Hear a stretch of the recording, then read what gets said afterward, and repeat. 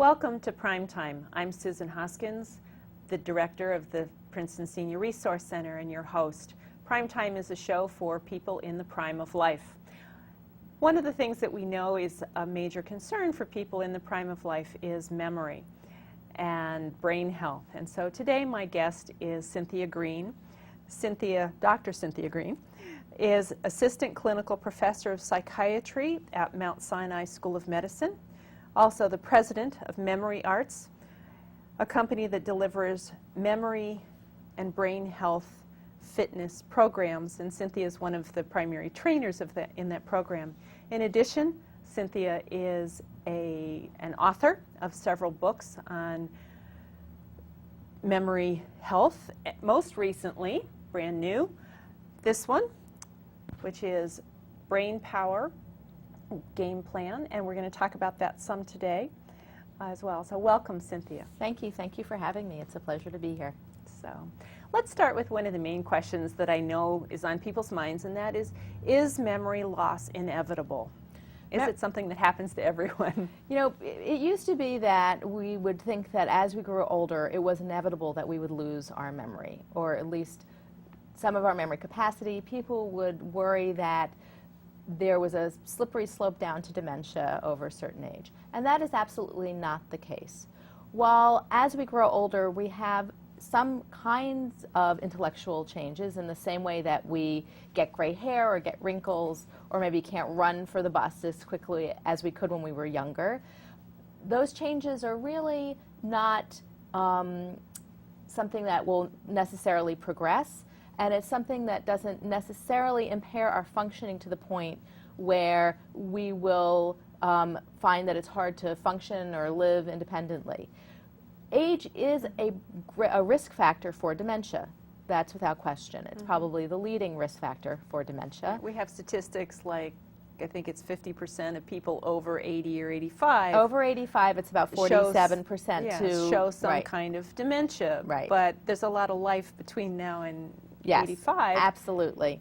And those statistics are on a generation of individuals who didn't have the opportunity to take care of their brain based on the evidence from the science and learning what they can do to promote better brain health and perhaps protect themselves from diseases such as dementia or stroke so that they could preserve their intellectual functioning and vitality for longer. Do those things, are those things helpful even to people who know that there's a family history? Because I know that some of the folks that I see are particularly concerned because one of their parents had Alzheimer's and they're really worried that it would happen to them. So are these kinds of activities and lifestyle choices things that can help? First of all, the genetic contributions of a disease like Alzheimer's is very unknown. One of the things I always like to remind folks, especially those of us who are in our 70s and 60s right now, is that at the time that dementia was diagnosed in our parents and grandparents, the diagnostic procedures were not really as good as they are now. So there may not have been neuroimaging techniques. It may have been that someone actually had a history of small strokes rather than Alzheimer's disease, and that was something that they were more vulnerable to because they were overweight or suffered from diabetes that was untreated. So you always have to take that genetic component with a grain of salt, especially if you're not really sure what kind of dementia your parent or grandparent may have suffered from. Secondly, the genetic contributions themselves are very unclear. We know that there are certain genes that increase our risk for Alzheimer's disease, but whether or not we are going to develop that disease as a result of having the gene is something that hasn't been determined. So while there's a stronger genetic contribution for people who have what we call early onset Alzheimer's disease, with the onset of the disease before age 65, if you have a relative that developed the disease over the age of 65, I would say that it's a little less clear. Now that said, we can all benefit from the kinds of lifestyle changes and behaviors that enhance brain health.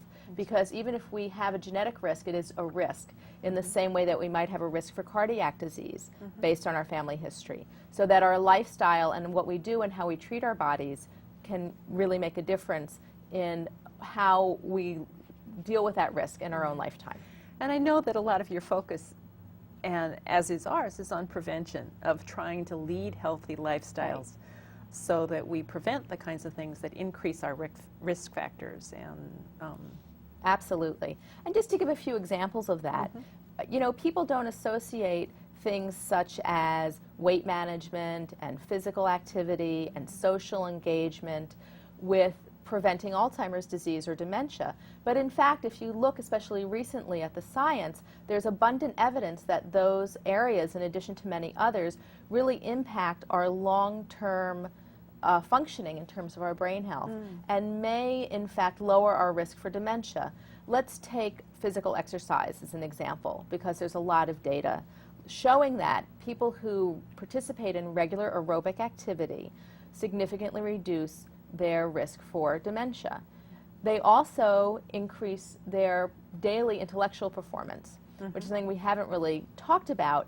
But you know what a lot of us complain about are things that we forget day to day, such as dividing our attention and not being able to stay on task, or forgetting where we put the keys or someone's name. When we do that, those are really issues more of everyday performance. Right. And exercise has also been shown to benefit our attention and reasoning and memory performance day to day. So that's a great example of a lifestyle modification where if we got out and walked every day briskly for 45 minutes, it would really benefit our brain health. Right. So all those things that the doctors are telling us, you know, this will be better for your weight, this will be better for your heart, all those things, it's also better for your brain. Right. To get regular exercise. Absolutely. And people are just more familiar with that kind of advice for their heart. So one of the things that I like to tell clients is that what's good for your heart is good for your brain. So if you think about those things, such as getting regular physical exercise, eating well, dealing with stress, those are also good for your brain.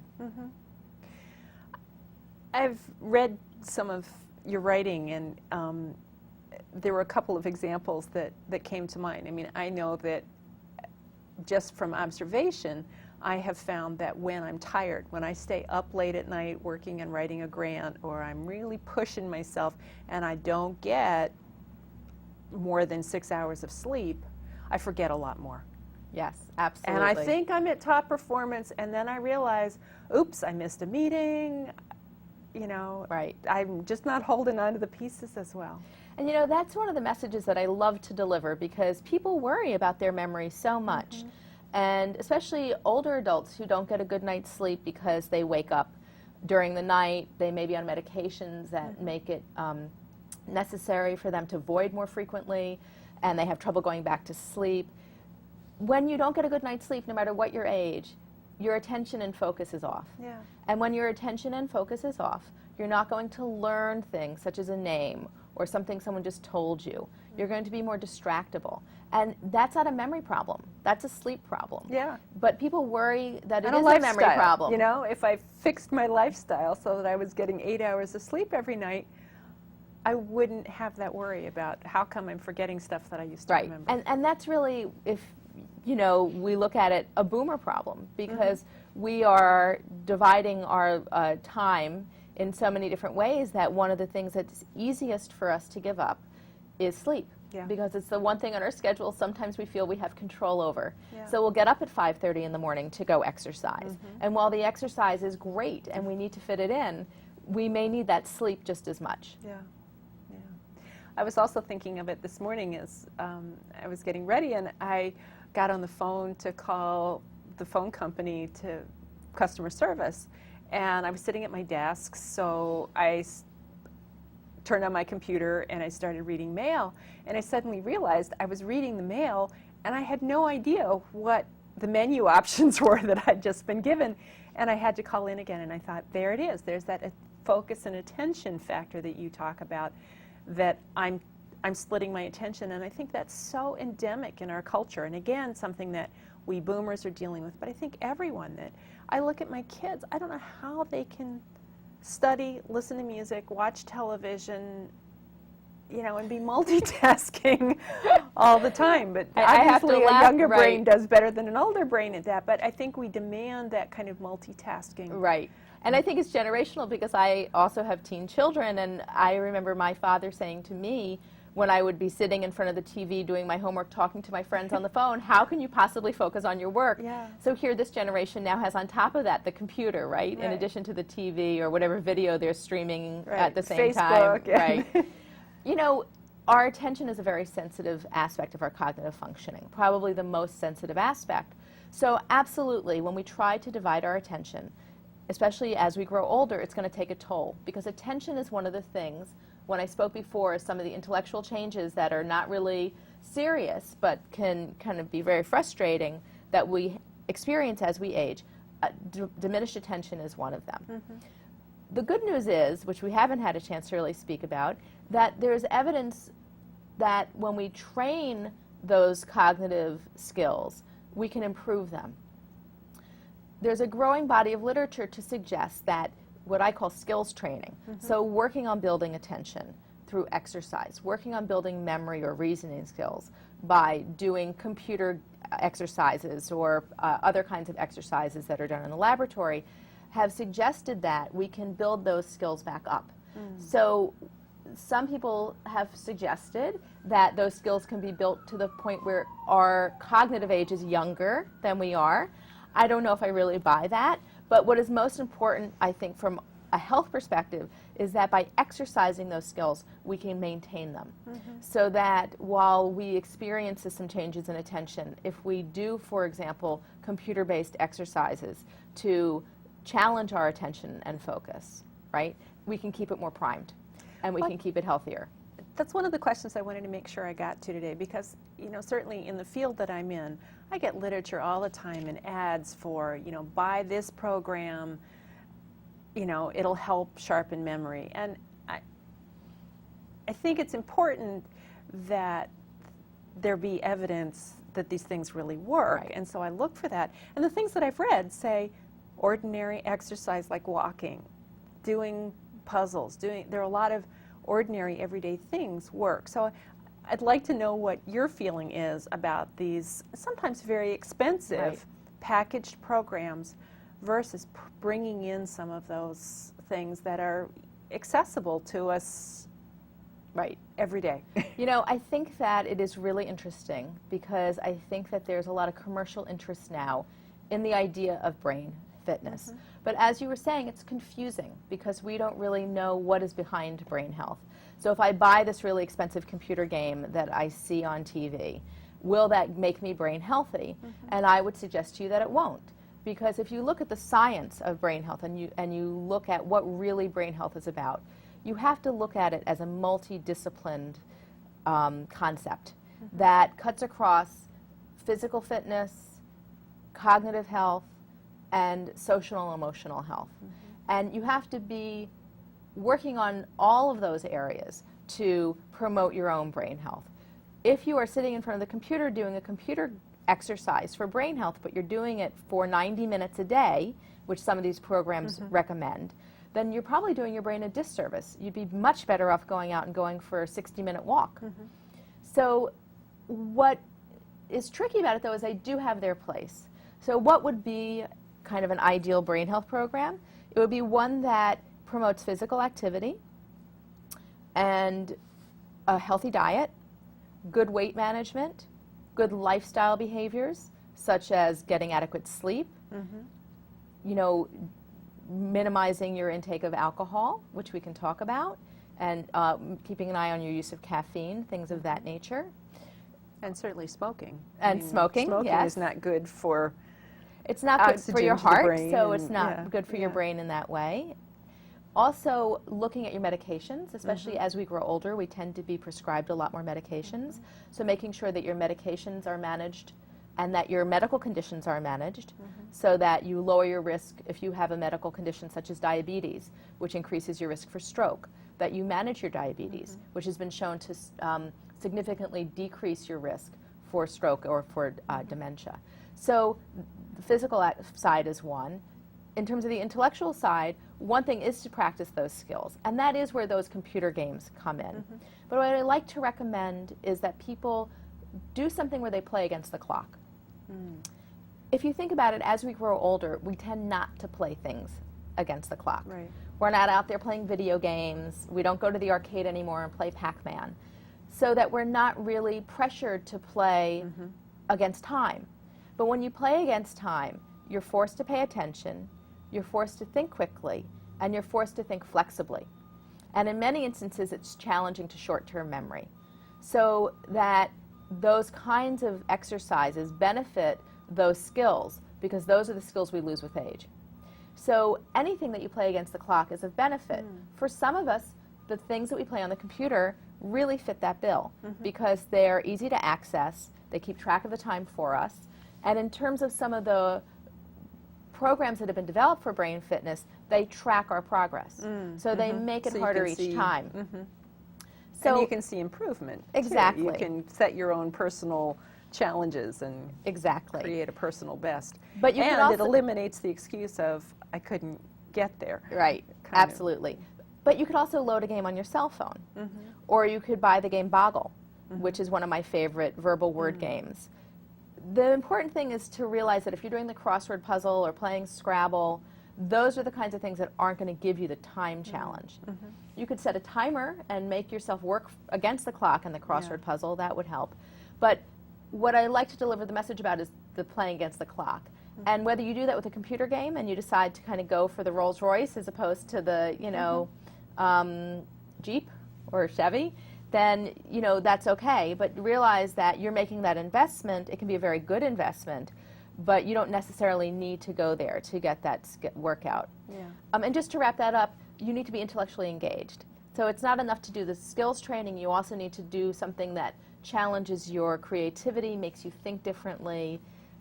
That's where things like volunteering to teach reading, taking up painting, doing something that totally challenges you in a new way is very that's important. One of the things that I have been reading and experiencing is that it needs to be something new. So if you've always been really good at crosswords, you've done the crossword puzzle for 50 years, doing the crossword puzzle that's not that challenging, yes, you can say, oh, look, I finished it, but it doesn't generate new brain cells. It doesn't really exercise your brain in the same way. And the other thing that I think is really critical and that we focus a lot on at the Senior Resource Center is the importance of social interaction, the importance of having to think of what your response is. So I talk about how different it is if you're sitting and watching television or watching a movie, which is just receptive. Stuff is coming at you, it's going in or it's going past. It's very different than if you're thinking, what's my response? What do I think about what this person in the class has said, and what am I going to talk about? Or creating poetry or all those things. But just being involved in conversation is exercising your brain to come up with those responses. Right. And I'm glad you brought that up, because social engagement is that third leg of what you need to do to be brain healthy. There have been a number of studies, both out of the United States as well as out of Europe, showing that people who are socially engaged reduce their risk for memory impairment later in life. And the reasons are probably complicated. Certainly one of the reasons is the intellectual stimulus and challenge that comes from social engagement, as you very nicely just summarized, you know, that you have to be paying attention in conversation, you have to think quickly to participate, you have to be flexible to follow conversation.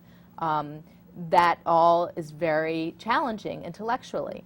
But there's also kind of more of a qualitative thing that's very hard to measure about the benefit of socializing, of being emotionally supported and being in an environment. As people, we are social beings. So, you know, sitting at home and watching TV and being isolated in that way, even if you're shouting the answers out at Jeopardy, is not going to give you the same benefit as being in an environment like the senior programs that you have.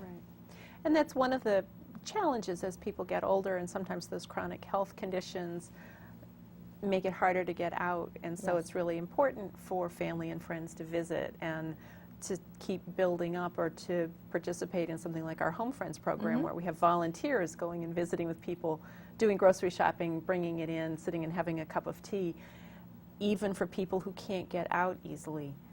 There's that social interaction that's so critical, and again, to emotional health, and emotional health contributes to brain health. Yes, and you know, depression, just as an example of something that we know is a significant issue in older adults. And in fact, the WHO, the World Health Organization, recently had a conference where they're talking about depression being the major mental health issue facing all of us worldwide in the next decade, in the coming years. When someone is isolated, they are more prone to depression. Depression can mimic dementia, and someone who is very depressed has trouble concentrating, and they complain of memory problems. So it is something that's also very important to be aware of. And it's been, in some studies, although not as many, shown to increase risk for memory loss in and of itself. So my guess is that some of these things you talk about in your book. Tell us a little Just bit a more few. about your book as sort of a guide for these lifestyle and exercises Yes. that help. Well, the Brain Power Game Plan is a new book. It's coming out this September. And it was written with the editors of Prevention Magazine, where I am a brain health expert and blog for them on their website. So as we talked and as I worked with them, it became clear that there really wasn't an easily kind of accessible plan that someone could just pick up and do to improve their brain health. And so with their expertise in delivering kind of wonderfully put together, very smart health programs, and my work in brain health, we were able to put together a plan towards brain health. So the book has, in the beginning of it, a lot of the science behind brain health, much of what we've talked about here. You know, what happens with aging, what can I do based on the science to promote better brain health, both in terms of my everyday performance and in terms of protecting myself over the long term. And then I worked with them with a dietitian and an exercise physiologist to develop a 30-day plan so that every day you are doing something to eat better, to exercise, and to train your brain for better brain health. And what we found over those 30 days with a test panel of women who volunteered to participate in the plan to kind of give us a sense of how it worked is that it worked, and that most of them experienced improvement on a small test of brain function. They improved their lifestyle. And most importantly, they really liked the plan. They felt better. They felt like they were more attentive and focused. They felt more organized. And they felt that they were able to remember better. That's great. So it sounds like there are some parallels between brain health and diet, where we've been told a lot of the things that we need for good nutrition, good diet. And there are all kinds of plans out there. Some work, some don't. But the really important one is to find one that you can manage, Right. and that you can feel successful at, I think. So. And you know, the reason why diet is so important to memory and brain health is actually not so much what you eat, although I think there are certain things, and we can talk about that. Super brain food. Right. It's more weight management. That if you look at the data, especially there was some data out of Kaiser Permanente that was published within the last few years, people who are overweight are significantly at greater risk for developing a dementia. And what was compelling about their study was that they followed people who were overweight in middle age into later life. So that it's something that we can protect ourselves going forward by losing weight now when we're younger. It's not something that we have to wait and do later on. And that also, it doesn't matter at any age. Weight increases your risk for medical conditions that are associated with dementia, not necessarily with Alzheimer's disease, but with serious memory impairment. And anything we do to keep ourselves healthy, such as managing our weight, can reduce that risk.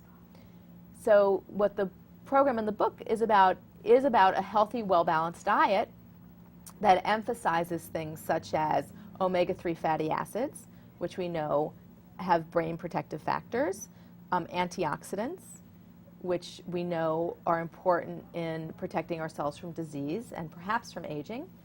But most importantly, it's just a healthy, well-balanced diet that may help us reduce our weight.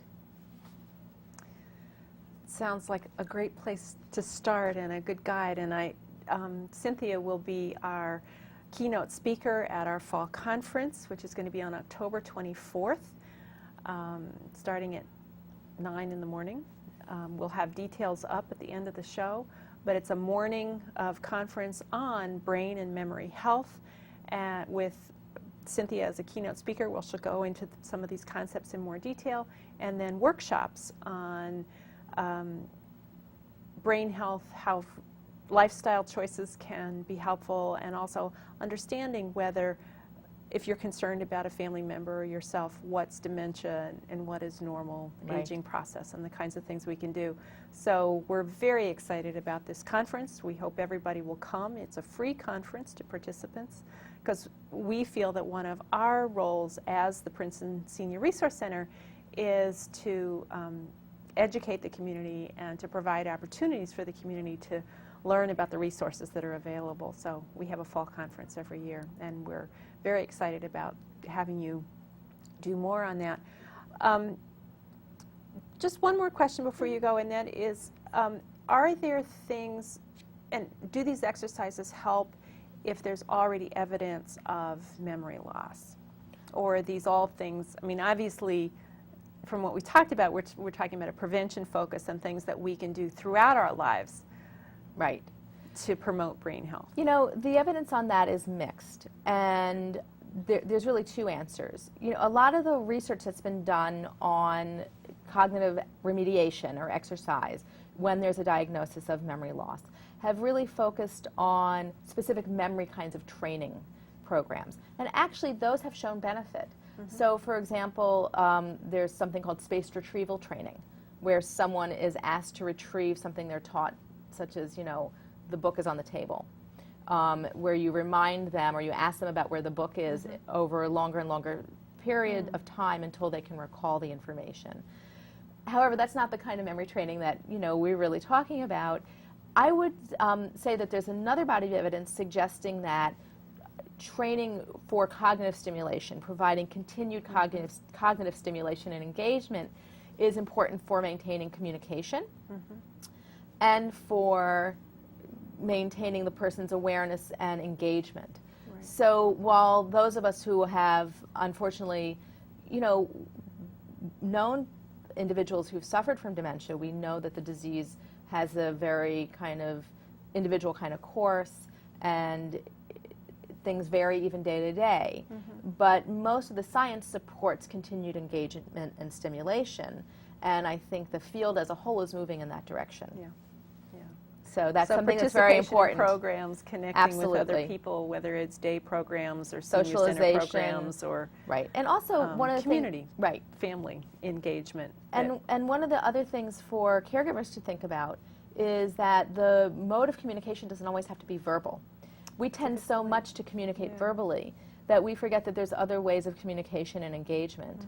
And I have another book, which I will probably bring with me to the conference, although it's not the topic of what we're talking about, that is an activities program that looks at these multiple modalities of engagement, such as using music or using scent or cooking, using taste, to engage and to communicate with individuals who have memory impairment. Right, and touch is such an important way of connecting. Absolutely. So I know we could go on and on. Cynthia, thank you so much. Thank you so for much for joining having me today. We hope that everyone will come to the conference on October 24th. Cynthia's books will be available for sale at that time. And we will continue to talk about and continue to provide programs for people to build their memory and brain health. Thank you very much. Thank you very much.